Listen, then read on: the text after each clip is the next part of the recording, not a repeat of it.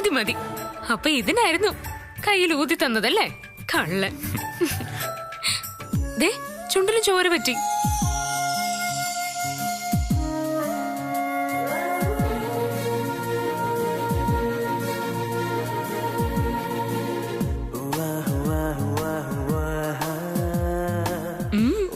എന്താ?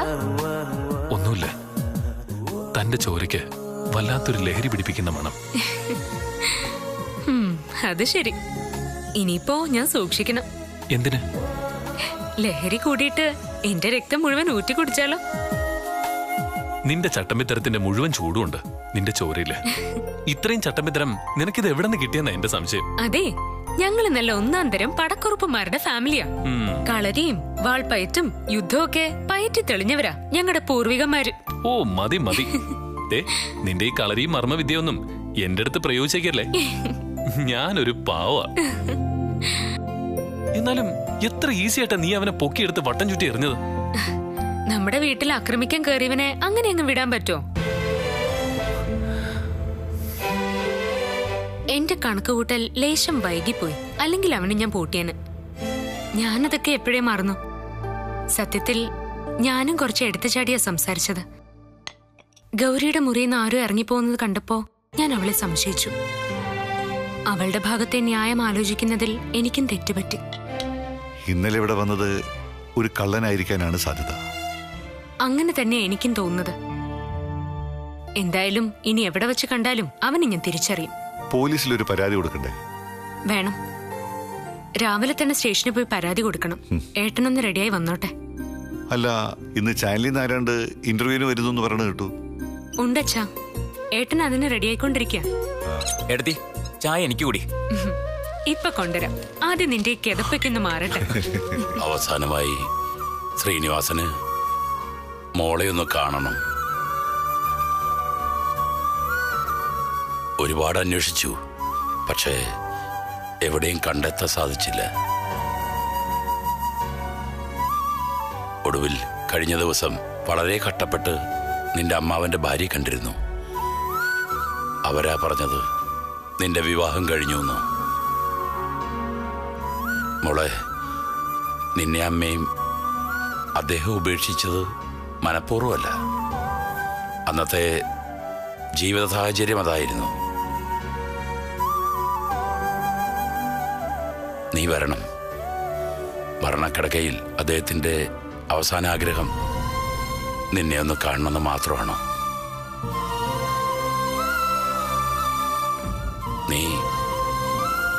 നീ വരില്ലേ മോളെ?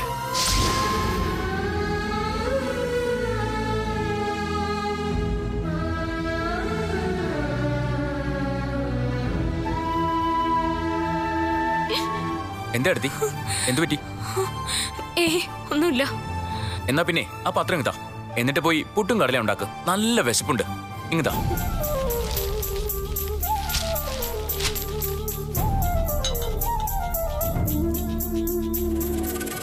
ആരാ എന്താണെന്നൊന്നും അറിയില്ല. പക്ഷേ അവന്റെ കണ്ണുകൾ അതെവിടെ വെച്ച് കണ്ടാലും എനിക്ക് തിരിച്ചറിയാൻ സാധിക്കും. പിന്നെ അവന്റെ കഴുത്തിൽ പച്ച കുത്തിയൊരടയാളം, അതും ഞാൻ വ്യക്തമായി കണ്ടു. യഥാർത്ഥത്തിൽ അവൻ നിന്നെ കൊല്ലാൻ വേദയച്ച ആള് തന്നെയാണോ?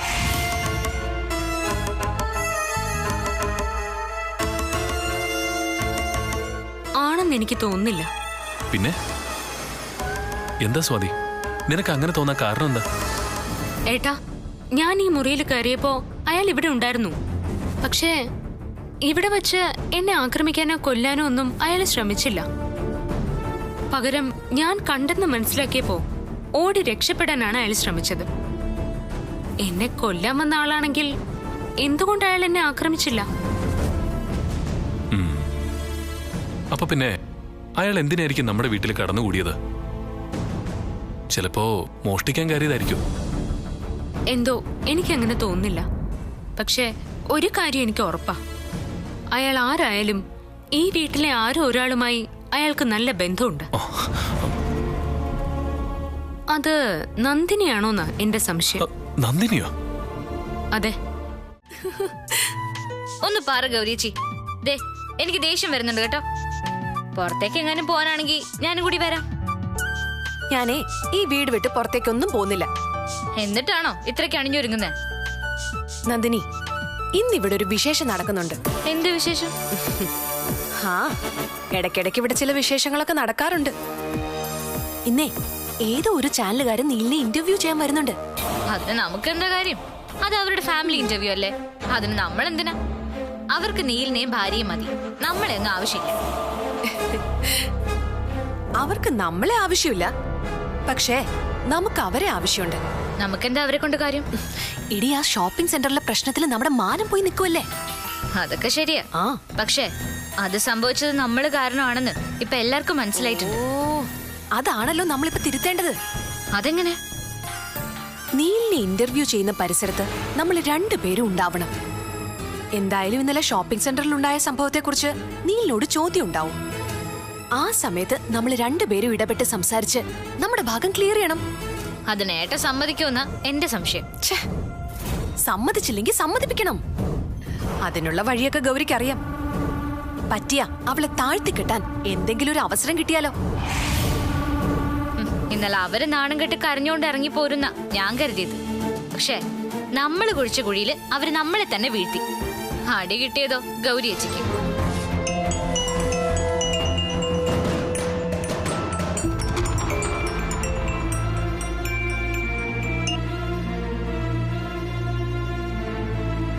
Hello uncle.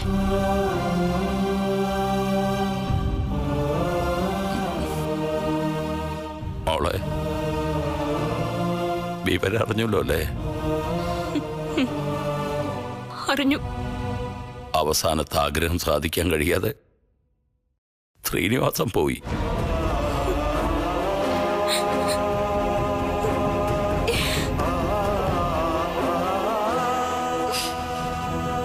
അവസാനമായി അദ്ദേഹത്തിന് ഓളോടെന്തോ പറയാനുണ്ടായിരുന്നു.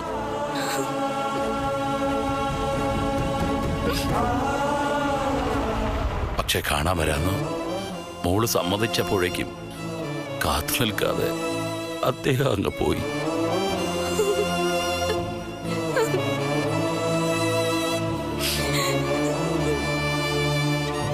ജീവനോടെ കാണാൻ മോൾക്കും സാധിച്ചില്ല.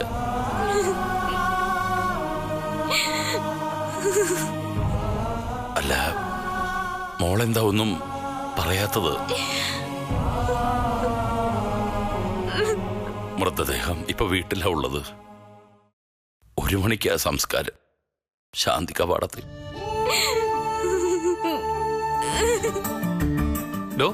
ഇപ്പൊ എങ്ങനെയുണ്ട്? കൊള്ളാവോ?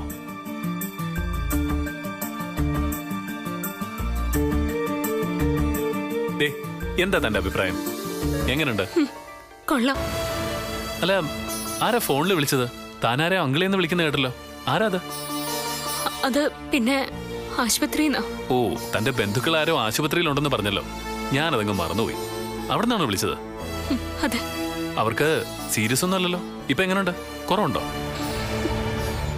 മരിച്ചു.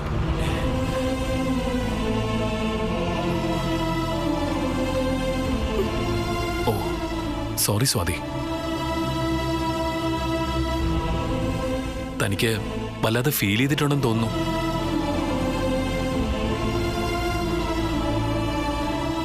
താൻ ഇങ്ങനെ ഫീൽ ചെയ്യാൻ മാത്രം അത്രയ്ക്ക് അടുത്ത ബന്ധുവാണോ മരിച്ചത്?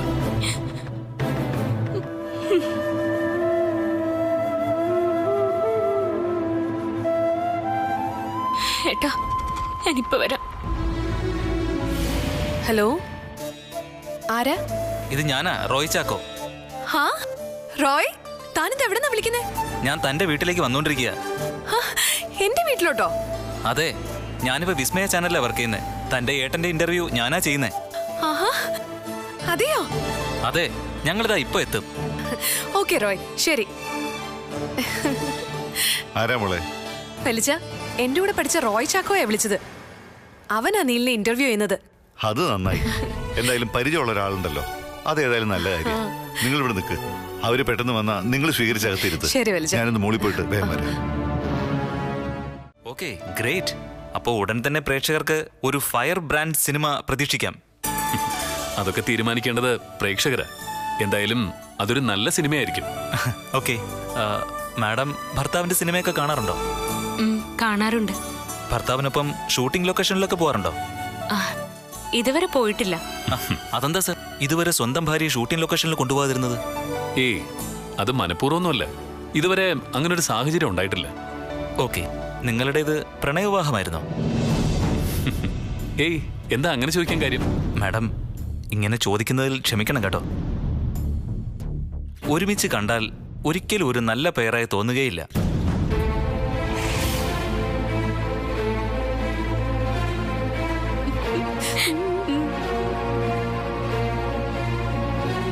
വിവാഹം കഴിഞ്ഞ സമയത്ത് അങ്ങനെ ചില ഗോസിപ്പുകളൊക്കെ വന്നിരുന്നു.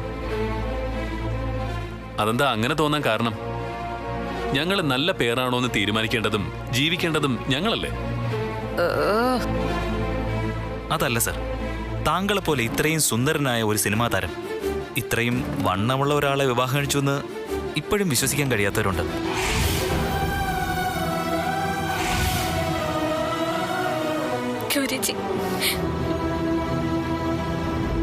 ആ അപകർഷതാബോധം കൊണ്ടാണോ സാറ് മാഡത്തെ ഒപ്പം കൊണ്ടുപോകാത്തത്?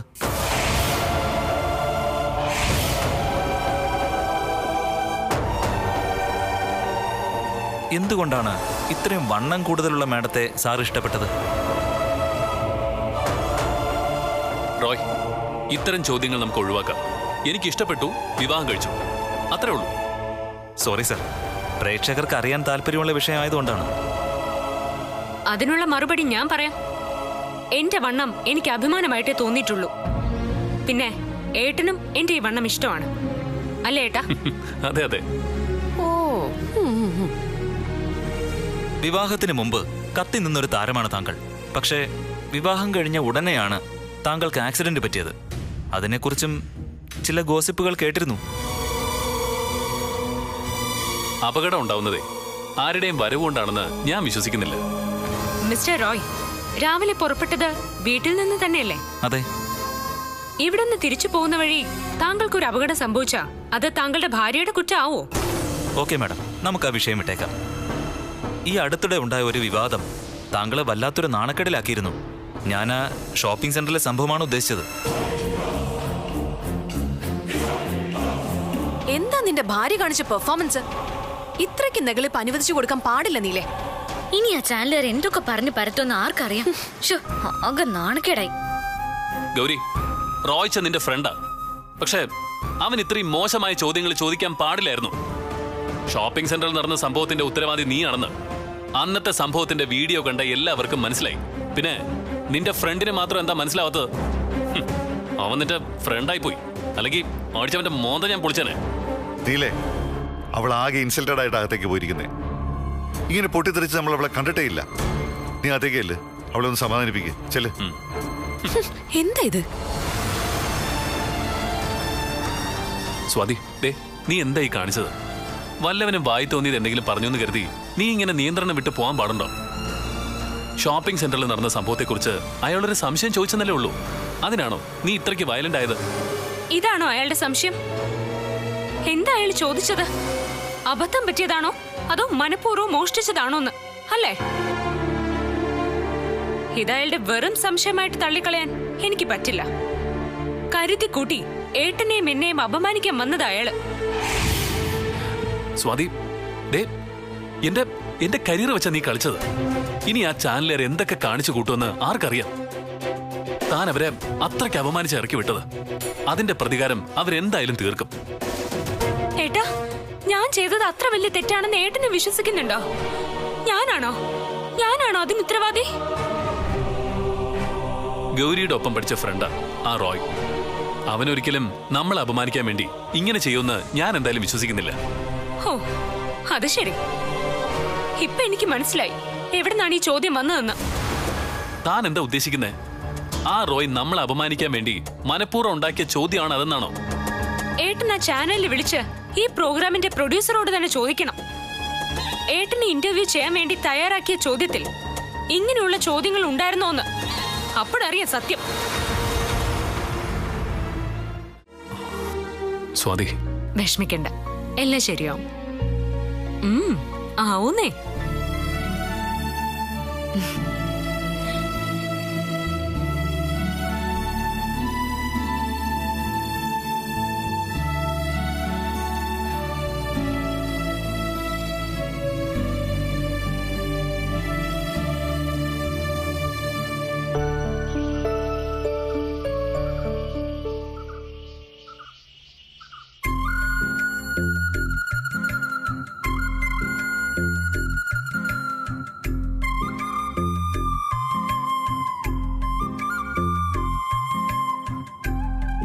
ചായ ഇട്ടില്ലേ ഗൗരിയേച്ചി? ഏ? ചായ ഇട്ടില്ലേന്ന്. ഓ അത് ശരി, ഇപ്പോഴാണോ ചായയുടെ കാര്യം അന്വേഷിക്കുന്നത്? എല്ലാവരും ചായയും കുടിച്ചു, ബ്രേക്ക്ഫാസ്റ്റും കഴിച്ച് അവരവരുടെ വഴിക്ക് പോവുകയും ചെയ്തു. മോളിത് എവിടെയായിരുന്നു? ഞാൻ ഓൺലൈനിൽ കുറച്ച് ഡ്രസ് ഡിസൈൻസ് നോക്കിയിരുന്നു പോയി. സമയം പോയത് അറിഞ്ഞില്ല. അല്ല, ആനക്കുട്ടി ഇന്നും അടുക്കള കേറിയില്ലേ? കേറി. അവള് തന്നെ എല്ലാം വെച്ചുണ്ടാക്കിയത്. ഞാൻ ഇപ്പോഴല്ലേ ഇങ്ങനെ ഇറങ്ങി വന്നത്. ഓ, എന്നിട്ടാണോ മോൾ എന്നെ കുറ്റം പറഞ്ഞത്? അമ്പടി കള്ളി. എന്നിട്ട് അവരെവിടെ? ആ മോളിലേക്ക് കേറി പോന്ന കണ്ടു. ഇന്നലത്തെ കലിപ്പ് ഇതുവരെ മാറിയിട്ടില്ലെന്ന് തോന്നുന്നു. ഞാൻ കരുതി ആ ചാനലുകാരനെ സ്വാതി അടുത്ത് തല്ലിയെന്ന്. ഇതിപ്പോ ആരാ? നീ ഒന്ന് നോക്കിയേ. കഴിഞ്ഞ തവണത്തെ പോലെ സ്വാതി ഇത്തവണയും മത്സരിക്കണം. അത് പറയാനാണ് ഞങ്ങൾ വന്നത്. അയ്യോ ക്ഷമിക്കണം ചേച്ചി, ഇത്തവണ മത്സരിക്കാനൊന്നും ഞാനില്ല. അയ്യോ അങ്ങനെ പറയല്ലേ മോളെ. മോളില്ലെങ്കിൽ ഒരു രസവും ഉണ്ടാവില്ലെന്നേ. മോള് വരണം. ഒന്നും വിചാരിക്കരുത്. ഇത്തവണ എന്നെ മത്സരത്തിൽ നിന്ന് ഒന്ന് ഒഴിവാക്കി തരണം. എനിക്ക് ചില ബുദ്ധിമുട്ടുകളുണ്ട്, അതുകൊണ്ടാ. എന്നെ വിട്ടേക്ക്.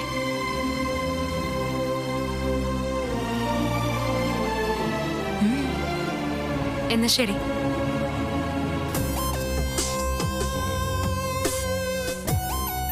പണി പാടിയല്ല ഗൗരിയേച്ചി. അവര് മത്സരിക്കാനില്ല, പിന്നെ നമ്മൾ എന്ത് ചെയ്യും? ഗൗരിമോളെ, എന്തെങ്കിലും ഒരു മാർഗം കണ്ടുപിടിച്ചേ പറ്റൂ.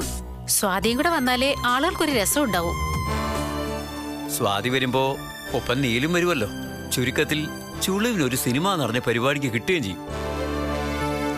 ഇനിയിപ്പോ എന്ത് ചെയ്യും ഗൗരിയേച്ചി? എന്ത് ചെയ്തിട്ടായാലും അവളെ മത്സരത്തിന് ഇറക്കിയേ പറ്റൂ. ആളുകളുടെ മുന്നിൽ വെച്ച് അവളെ തോൽപ്പിക്കാൻ കിട്ടുന്ന അവസരം നമ്മൾ പാഴാക്കിക്കൂടാ. നിങ്ങൾ രണ്ടും കൂടെ എന്താ രഹസ്യം പറയുന്നത്? ഇനിയിപ്പോ എന്താ ചെയ്യാ?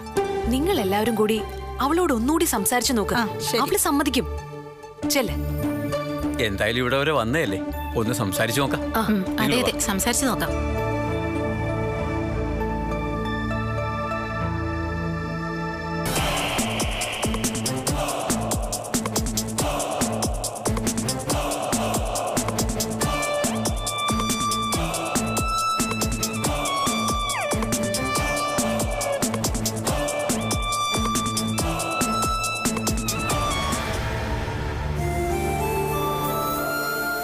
സ്വാതി, മോളെ സ്വാതി,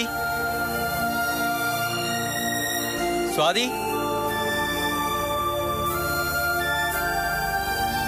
മോള് ഞങ്ങളെ നിരാശപ്പെടുത്തരുത്. ഓണാഘോഷം നമുക്ക് ഗംഭീരമാക്കിയേ പറ്റൂ. മോൾ ഇത്തവണത്തേക്ക് കൂടി ഒന്ന് സഹകരിക്കണം. എന്നെ പറയുന്നത് ഞാനങ്ങ് സഹിക്കും. പക്ഷെ അവര് ആരെങ്കിലും എന്തെങ്കിലും പറഞ്ഞാ ഞാനത് സമ്മതിച്ചു തരില്ല, അതാരായാലും.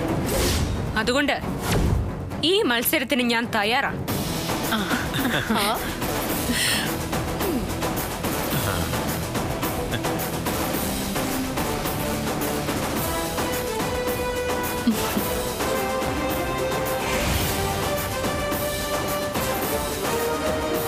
ഓ, സമാധാനമായി. സ്വാതി ഉണ്ടെങ്കിൽ ആളുകൾ കൂടും, അത് ഉറപ്പാ. പൂക്കളവും വടംവലി മത്സരവും പഴന്തീറ്റ് മത്സരവും ഒക്കെ ഉണ്ട്. മോള് ധൈര്യമായിട്ട് പോന്നോളൂ.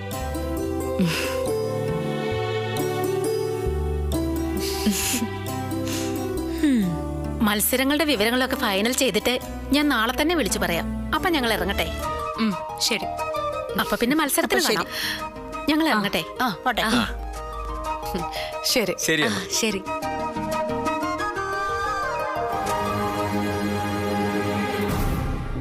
ഈ മത്സരത്തിന് നിന്നെ ഞങ്ങൾ മുട്ടുകുത്തിച്ചിരിക്കും. നീ നോക്കിക്കോ. ഓ ശരി, കാണാം. കാണാം. പാടി.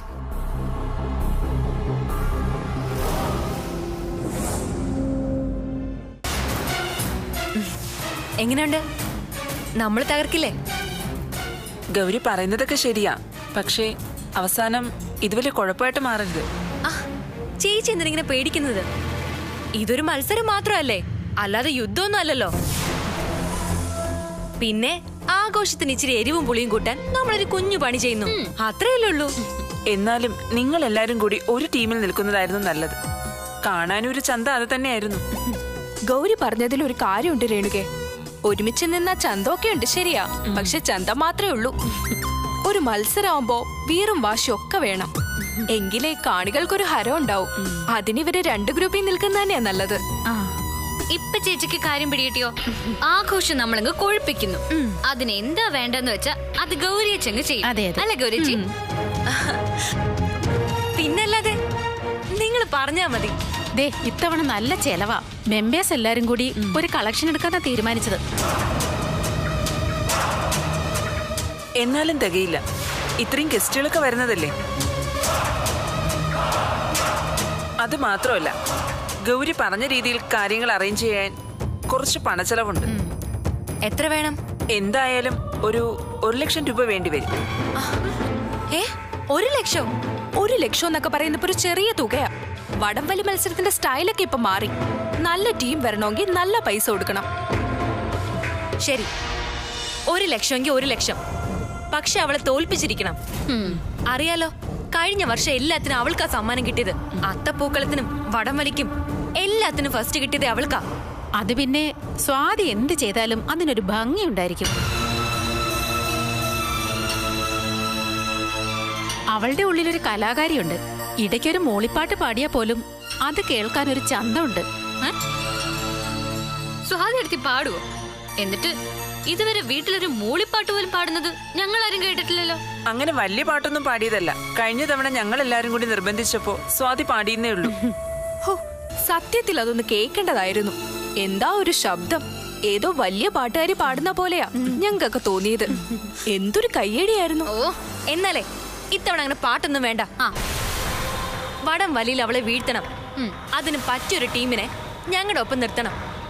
അതിന് പറ്റുമോ ഇല്ലയോ? പറ്റുമെങ്കിൽ പറഞ്ഞ കാശ് ഞാൻ തരും, ഇല്ലെങ്കിൽ പിന്നെ ഞാനൊന്നിനുമില്ല. നിങ്ങൾ സ്വാതി തന്നെ വിളിച്ചാ മതി. അയ്യോ, അങ്ങനെയൊന്നും പറയില്ലേ ഗൗരി. നമുക്ക് ആഘോഷം ഗംഭീരാക്കണം, അത്രേ ഉള്ളൂ. അതിന് നിങ്ങൾ 2 ടീമായിട്ടാണ് മത്സരിക്കുന്നതെങ്കിൽ അങ്ങനെ. അപ്പൊ വടംവലിയില് ഞങ്ങളുടെ ടീമിന്റെ കാര്യം എന്ത് തീരുമാനിച്ചു? സ്വാതിയെ തോൽപ്പിക്കാൻ പറ്റിയ ആളുകളെ ഞങ്ങൾ തരും, പോരെ? അങ്ങനെ വെറുതെ വടം വലിച്ച് ജയിക്കാനും മാത്രമുള്ള പെണ്ണുങ്ങളൊന്നും പോരാ. പിന്നെ ആവശ്യം വന്നാ അവക്ക് 2 എണ്ണം കൊടുക്കാൻ കെൽപ്പുള്ള പെണ്ണുങ്ങൾ വേണം. എന്താ, കിട്ടോ?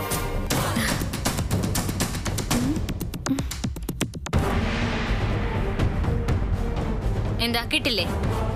എന്നാ പിന്നെ നമുക്കിത് ഇവിടെ നിർത്താം. കിട്ടും, ഉറപ്പായിട്ട് കിട്ടും. സംഗതി ഞാൻ ഏറ്റു. പക്ഷേ ആഘോഷത്തിനിടയിൽ ഒരു പ്രശ്നവും ഉണ്ടാക്കരുത്. ഒരു തല്ലും ബഹളം ഉണ്ടായാ സംഗതി കൈവിട്ടു പോകും. ഏയ്, അതൊന്നുമില്ല. എല്ലാവരുടെ മുന്നിൽ വെച്ച് അവള് തോൽക്കുന്നത് ഞങ്ങൾക്ക് കാണണം, അത്രേ ഉള്ളൂ. അത് ഞങ്ങൾ ഏറ്റു പറഞ്ഞില്ലേ ഗൗരി?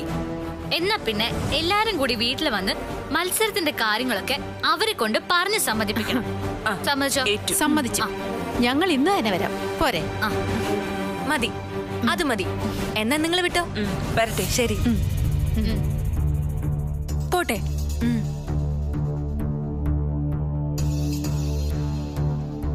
ഗൗരിച്ചി, ഈ പെണ്ണുങ്ങൾ പറഞ്ഞതുപോലെ ചെയ്യൂ. എടി, ഈ പൊങ്ങച്ചക്കാരി പോത്തുകൾക്ക് ഇപ്പോഴും മനസ്സിലായിട്ടില്ല ഈ ഗൗരി അവരെ എങ്ങനെ ഉപയോഗിക്കാൻ പോകുന്നെന്ന്. മത്സരം ചെറുതാവില്ല, തീ പാർന്ന മത്സരമായിരിക്കും നടക്കാൻ പോകുന്നത്.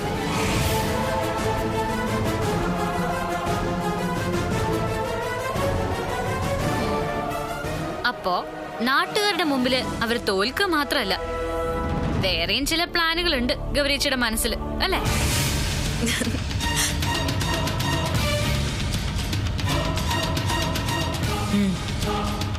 അതെ, ഈ ഓണം അവൾ ഒരിക്കലും മറക്കില്ല.